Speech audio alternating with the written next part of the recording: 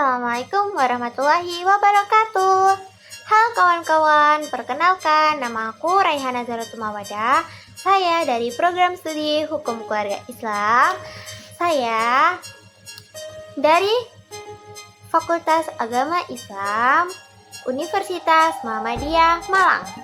Di sini saya akan menjelaskan beberapa rangkuman materi tentang sebuah kasus. Nah, simak baik-baik ya. Di video ini saya akan menjelaskan tentang kewarganegaraan ganda. Nah, di mana studi kasus yang saya lakukan yaitu pada kasus Archandra Tahar, yaitu seorang menteri dan seorang pelajar mahasiswa. Dengarkan baik-baik. Kewarganegaraan ganda menjadi isu yang semakin relevan di era globalisasi di mana mobilitas manusia antar negara meningkat secara pesat.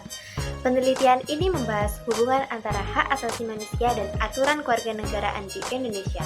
Dengan menyoroti kasus Archandra Tahar, mantan Menteri ESDM dan seorang pelajar SMA yang menghadapi dilema identitas hukum. Pada Undang-Undang Nomor 12 Tahun 2006 yang menekankan asas kewarganegaraan tunggal dianggap kurang fleksibel dalam merespon kebutuhan diaspora Indonesia yang tersebar di berbagai negara. Undang-undang ini memang memberikan perlindungan terbatas bagi anak-anak dengan kewarganegaraan ganda hingga usia 18 tahun.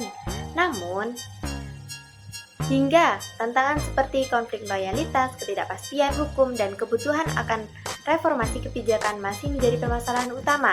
Penelitian ini menyimpulkan pentingnya reformasi kebijakan kewarganegaraan untuk menciptakan sistem hukum yang lebih inklusif, menyeimbangkan hak asasi manusia dengan kepentingan negara di Indonesia di era globalisasi.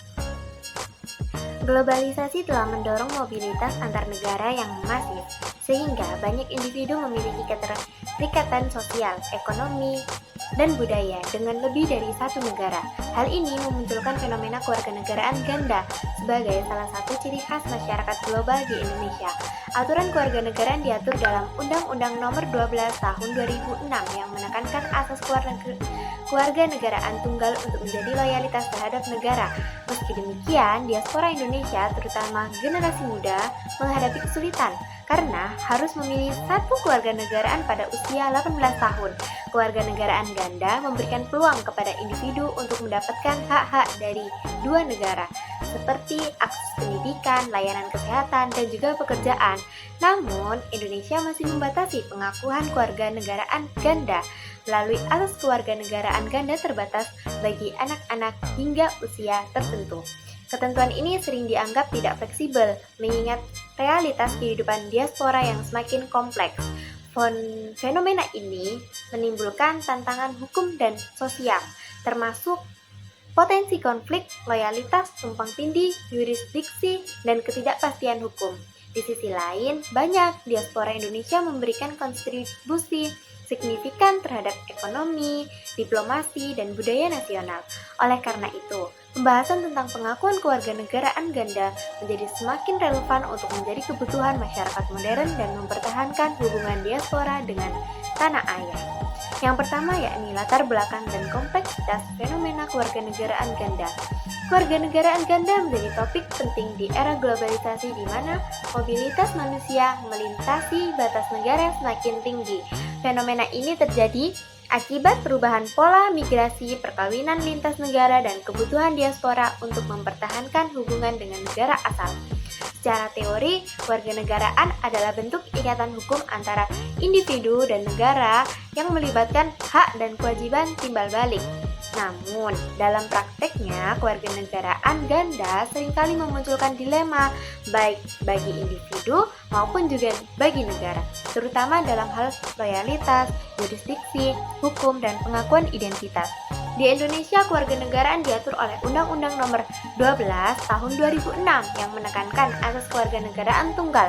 Meski ada pengakuan kewarganegaraan ganda terbatas bagi anak-anak hingga usia 18 tahun. Ketentuan ini tidak mencerminkan kebutuhan diaspora secara keseluruhan. Batasan ini menciptakan kesenjangan antara realitas global dan sistem hukum yang ada. Selanjutnya yaitu studi kasus Archandra Thakar. Archandra Thakar adalah seorang profesional yang dilantik sebagai Menteri Energi dan Sumber Daya Mineral atau biasa disebut dengan ESDM pada tahun 2016. Namun, masa jabatannya berakhir secara kontroversial setelah kurang dari 1 bulan ketika diketahui bahwa ia memiliki kewarganegaraan ganda, yakni negara Indonesia dan Amerika Serikat. Dalam hal ini, Archandra telah mengangkat sumpah sebagai warga negara Amerika Serikat pada tahun 2012 yang menurut pasal 23 Undang-Undang Nomor 12 Tahun 2006 secara otomatis menghilangkan statusnya sebagai warga negara Indonesia atau WNI. Kasus Archandra mencerminkan konflik antara regulasi hukum, kewarganegaraan, dan kebutuhan praktis di era modern. Sebagai seorang menteri, loyalitas kepada negara adalah hal yang utama. Namun, penghapusan status kewarganegaraannya menimbulkan kritik karena dianggap tidak melalui prosedur yang transparan.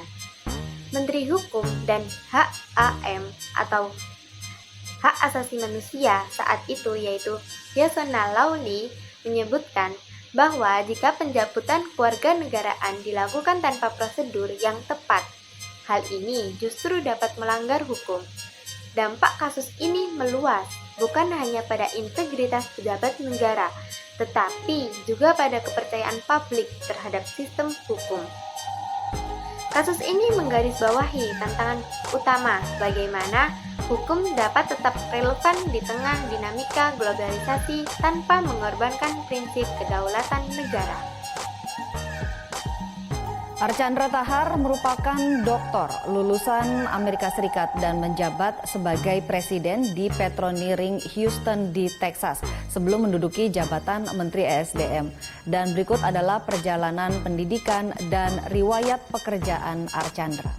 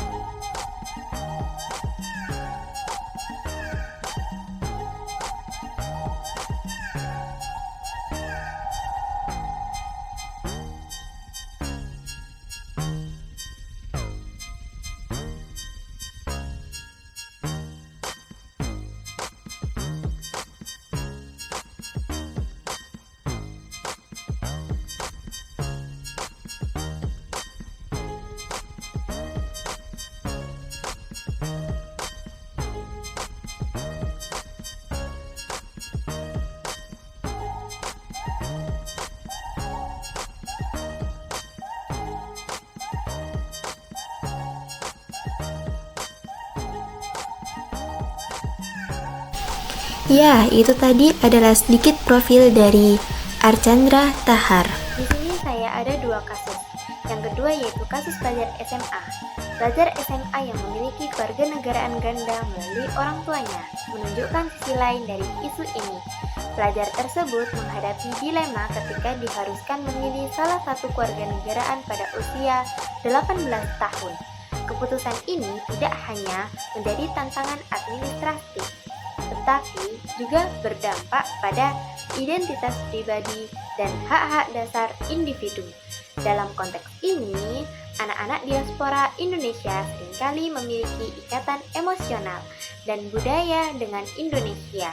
Meskipun mereka tinggal di luar negeri, namun kewajiban untuk memilih satu kewarganegaraan seringkali dirasakan sebagai paksaan yang tidak adil. Hal ini juga menunjukkan bahwa batasan usia dalam pengakuan kewarganegaraan ganda terlalu kaku, terutama dalam menghadapi kompleksitas identitas generasi diaspora kedua dan ketiga. Selanjutnya yaitu membahas tentang tantangan kewarganegaraan ganda. Yang pertama yaitu konflik loyalitas. Salah satu kekhawatiran utama dari kewarganegaraan ganda adalah potensi konflik loyalitas. Individu dengan kewarganegaraan ganda mungkin menghadapi dilema antara memenuhi kewajiban kepada dua negara, terutama dalam situasi yang melibatkan politik, keamanan sosial, keamanan nasional, atau militer. Misalnya, dalam situasi perang atau konflik diplomatik antara dua negara, individu tersebut mungkin dipaksa untuk memilih pihak yang dapat memicu konflik internal dan eksternal. Nah, selanjutnya yang kedua yaitu ketidakpastian hukum kewarganegaraan ganda juga memunculkan permasalahan hukum seperti tumpang tindih jurisdiksi dan kewajiban pajak di dua negara. Selain itu, tidak adanya sistem pengawasan yang memadai dapat menimbulkan risiko penyalahgunaan status kewarganegaraan ganda, seperti penggunaan dokumen identitas ganda untuk tujuan ilegal. Selanjutnya, yaitu yang ketiga adalah keterbatasan asas hukum di Indonesia pada Undang-Undang Nomor 12 Tahun 2006 yang menekankan asas kewarganegaraan tunggal dirancang untuk menjaga stabilitas sosial dan kedaulatan negara. Namun, regulasi ini seringkali tidak adaptif terhadap kebutuhan masyarakat modern. Pengakuan kewarganegaraan ganda terbatas bagi anak-anak hingga usia 18 tahun adalah langkah maju, tetapi tidak cukup untuk menjawab tantangan diaspora yang lebih luas. Peluang dari pengakuan kewarganegaraan ganda. Pengakuan kewarganegaraan ganda dapat memberikan manfaat besar bagi Indonesia, terutama dalam memanfaatkan potensi diaspora. Diaspora Indonesia seringkali berperan sebagai jembatan dalam diplomasi, investasi, dan promosi budaya. Dengan memberikan pengakuan kewarganegaraan ganda, Indonesia dapat memperkuat hubungan dengan diaspora tanpa kehilangan loyalitas mereka. A. Manfaat ekonomi diaspora Indonesia yang tinggi tinggal di luar negeri berkontribusi besar dalam remittasi dan investasi. Pengakuan kewarganegaraan ganda dapat mendorong mereka untuk terus mendukung pembangunan ekonomi di tanah air. B. Manfaat budaya dan diplomasi diaspora juga berperan penting dalam memperkenalkan budaya Indonesia di dunia internasional. Mereka dapat menjadi duta informal yang memperkuat citra positif Indonesia. Yang C. Contoh dari negara lain, beberapa negara seperti Filipina, India, dan Meksiko telah mengadopsi pengakuan kewarganegaraan ganda untuk mendukung komunitas diaspora mereka. Langkah ini tidak hanya memperkuat hubungan dengan warga negara di luar negeri, tetapi juga memberikan keuntungan ekonomi dan diplomatik yang signifikan.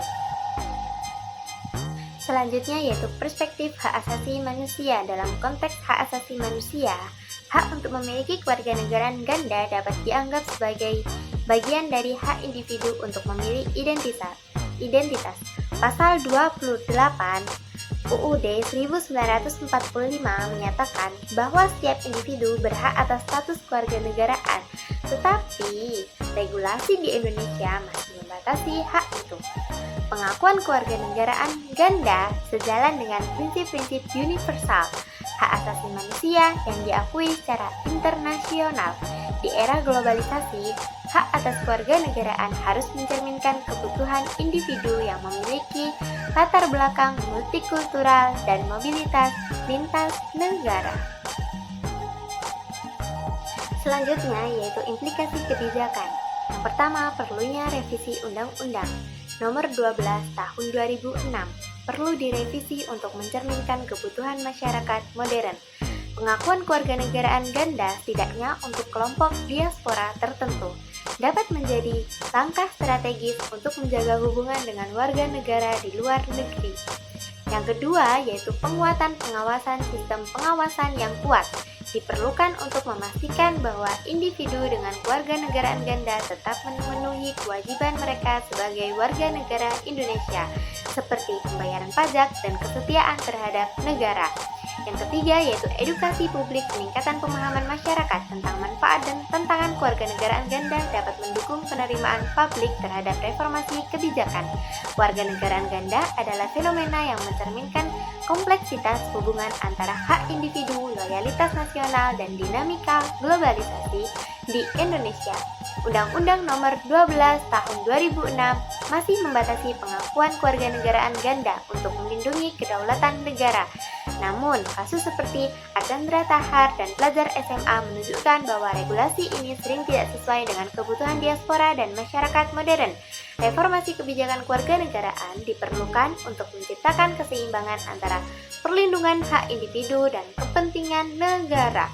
Pengakuan kewarganegaraan ganda dapat memberikan manfaat besar, termasuk memperkuat hubungan diaspora dengan tanah air, mendukung kontribusi ekonomi, dan mendorong kerjasama internasional.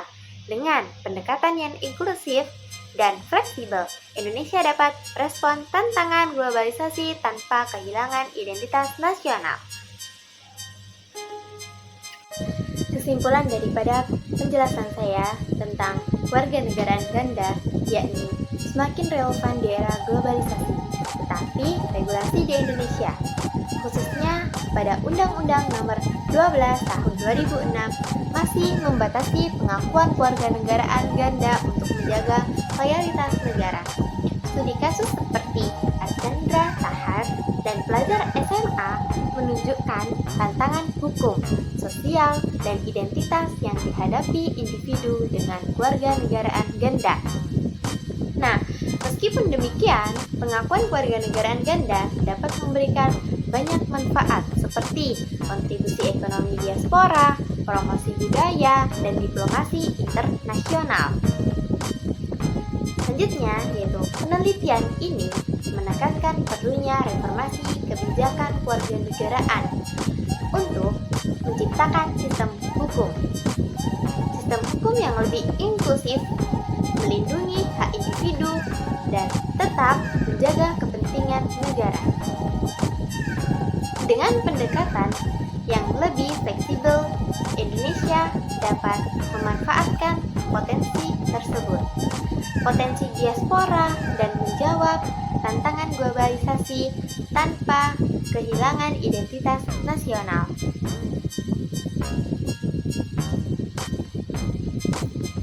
Sekian dari saya. Sebelum itu saya mempunyai slogan, yakni Indonesia inklusif menuju masa depan progresif. Sekian dari saya. Assalamualaikum warahmatullahi wabarakatuh. Bye-bye.